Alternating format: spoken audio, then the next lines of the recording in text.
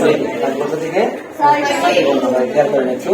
তাহলে প্রথমে আমরা যে তালিপশটা লিখছি ওটাকে আমরা আবারও লিখে দেখাচ্ছি। এই তালিপশ থেকে কিভাবে আপনার ছয়টি বর্ণ হয় দেখেন। আমি প্রথমে তালিপশটা লিখে দেখাচ্ছি। এই তালিপশ যদি আপনি কি করেন, হাফ করেন, তালিপশটাকে যদি কি করেন আপনি হাফ করেন, তখন আপনি মূর্ধন্যটা পাবেন। তালিপশটাকে যদি কি করেন আপনি হাফ করেন, ধরেন এই অংশটা নাই, এই অংশটা না থাকলে কি কিসের মতো দেখাচ্ছে এটা? এই অংশটা যদি না থাকে, এই অংশটা যদি না থাকে তাহলে এটা কিসের মতো দেখাচ্ছে? মূর্ধন্য। এটা মূর্ধন্যের মতো দেখাচ্ছে। দেখেন আমি আবারও মূর্ধন্যটা লিখতেছি, আবারও মূর্ধন্যটা লিখে দেখাচ্ছি। মূর্ধন্য যদি আপনার কি নিচের গোলাকার অংশে যদি আপনার কি বামের অংশটা বাদ দিয়ে দেওয়া হয়, বামের গোলাকার অংশটা কি দেওয়া হয়, বাদ দিয়ে দেওয়া হয়। ধরেন এই অংশটা আমি বাদ দিয়েছি, ধরেন নিচের অংশটা কি নেই, এখান থেকে আমি গটা পাচ্ছি না। আমি কোনো কিছু করছি এখানে, গটা বের করতে পারছে? হ্যাঁ, তাহলে শুধু ডিম বাকিত অংশের নিচের অংশটা যখন আপনি কি করবেন বাদ দিয়ে দিবেন, তখন এটা কি হয়ে গেছে? এখন গ হয়ে গেছে। নিচের অংশটা বাদ দিলে কি হবে? গ হবে। তাহলে এই গ থেকে আবারও কি হচ্ছে আপনার ক হবে। কি হবে? ক হবে। গ থেকে আবার কি হবে আপনার ক হবে।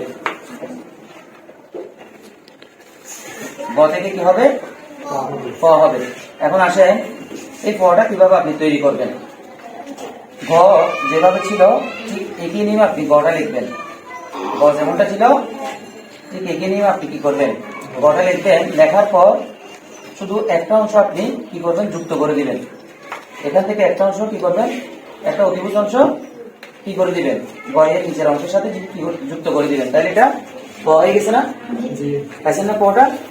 এখন আসেন, তাহলে এই যে মূর্ধন্যটা ছিল, এই যে মূর্ধন্যটা ছিল, এই নিচের অংশ, এই অংশটা যদি আপনি উপরের দিকে নিয়ে যান, এই অংশটা যদি আপনার মিডলে নিচের দ্বিতীয় ভাগ যদি দুই ভাগ যদি উপরের দিকে নিয়ে যান, তাহলে কি হবে?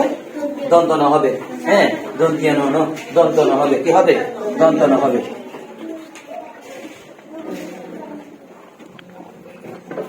তাহলে দেখেন এই অংশটা আমি কি করতেছি, উপরের দিকে নিয়ে যাচ্ছি।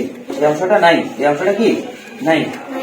হ্যাঁ, তখন এই অংশের মধ্যে এভাবে একটা অংশ যুক্ত করলে এখন এটা দন্তন দেখাচ্ছে না? এটা কিসের মধ্যে দেখাচ্ছে এখন? দন্তন। দন্তন হয়েছে না এখন এটা? হ্যাঁ, তাহলে দেখেন দন্তন করার জন্য আপনাকে মিডলে ভাগ করতে হবে লম্বাটাকে, এর মধ্যে এটাকে কি করতে হবে, ভাগ করতে হবে। ভাগ করার পর উপর আরেকটা কি করতে হবে, আপনার ভাগ করতে হবে। এখান থেকে আপনার কি করতে হবে, গোলাকার করে নিচের দিকে কি করতে হবে, নিচের দিকে নিয়ে আসতে হবে। তাহলে এটা হচ্ছে আপনার কি হয়েছে, এখন দন্তন হয়েছে। কিন্তু এগুলো গ্রাফের মাধ্যমে যখন দেখানো হবে তখন আপনারা সবকিছু বুঝবেন, কোনটা কোন জায়গা থেকে শুরু হয়ে কতটুকু পর্যন্ত আসতেছে আপনার। তাহলে এটা দন্তন পাইছেন।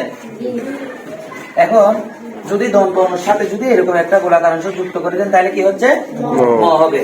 দন্তনের সাথে যদি একটা গোলাকার অংশ যুক্ত করেন, তাহলে কি হবে? ম হবে। পিছনে খেয়াল করেন।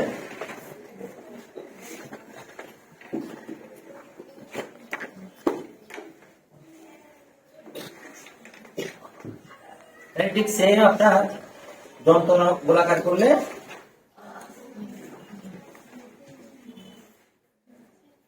কি হচ্ছে, আপনার ম হচ্ছে। কিন্তু শুধু শেপ গুলো কি হয়, একটা দিক সেদিক করে।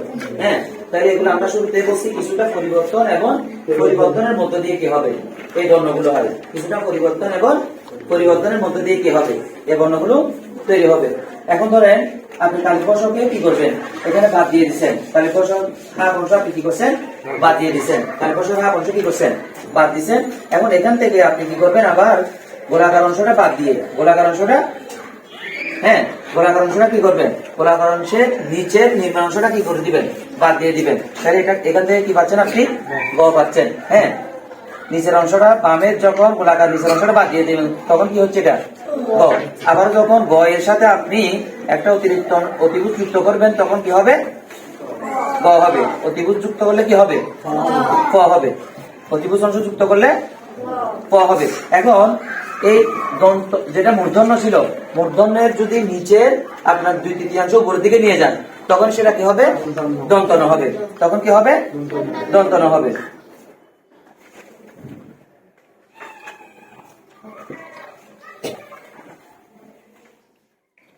তাহলে এগুলো আমরা পরবর্তী ক্লাসে কি দেখবো, প্রত্যেকটা গ্রাফ দেখবো।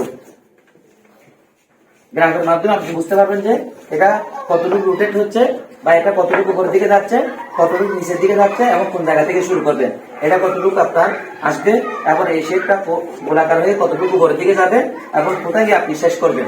হ্যাঁ, বেসিক্যালি আমি একটু দেখিয়ে দিচ্ছি। দেখেন তালব্যস্যটা, এটা তালব্যস্যর গ্রাফ।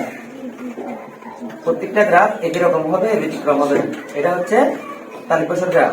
এটা মাঝখানে ভাগ করবেন, এটাও মাঝখানে কি করবেন, ভাগ করবেন। ভাগ করার পর এখানে আরেকটা অংশ যুক্ত হবে। হ্যাঁ, এটা হচ্ছে তালব্যস্যর গ্রাফ। এখন দেখেন একটা অংশ আপনি এদিক থেকে যুক্ত করছেন, যুক্ত করে অতটুকু পর্যন্ত যুক্ত করে গোলাকার করে আপনি কি করবেন, এটার সাথে যুক্ত করবেন। জিনিসটা ক্লিয়ার? এখন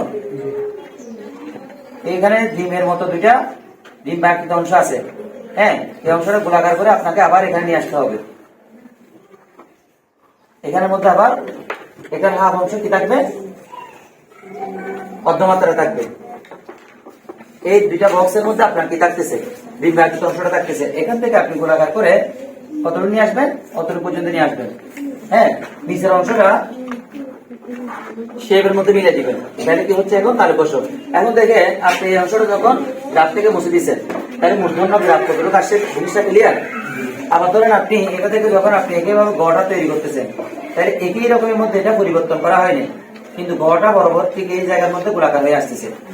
আবার ফ ঠিক সেম একই জায়গার মধ্যে পরিবর্তন হয়নি, একই গ্রাফের মধ্যে যুক্ত হচ্ছে। হ্যাঁ, একই গ্রাফের মধ্যে কি হচ্ছে, যুক্ত হচ্ছে। তবে মূর্ধন্য এখন ম, মূর্ধন্য নিচ থেকে উপরের দ্বিতীয় অংশ যাবে, মটা হচ্ছে নিচের দিকে আসবে কতটুকু। তাহলে পরবর্তী ক্লাসে আমরা গ্রাফের মাধ্যমে কি দেখবো, এই 6টি বর্ণ দেখবো। এখন এই 6টি বর্ণ একটু আপনারা কি করে নেন, খাতার মধ্যে উঠিয়ে নেন।